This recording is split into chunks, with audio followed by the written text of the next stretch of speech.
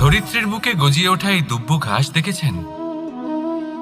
দুব্ব ঘাস, যা আমাদের পাকে শীতল রাখে।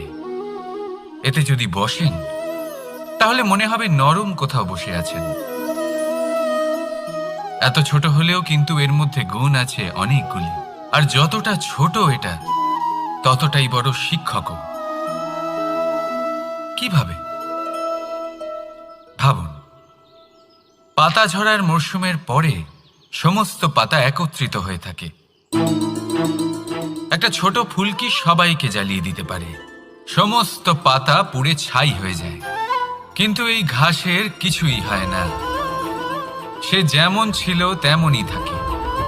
কারণ কি হতে পারে?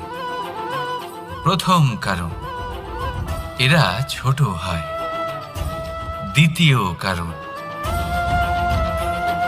এরা বিনম্র হয়, বড়ই সহজে দমে যায় এরা।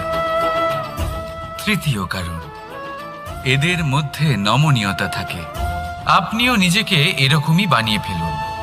কখনো নিজেই নিজেকে কারোর থেকে বড় মনে করবেন না। নিজের এই মনকে বিনম্র রাখুন।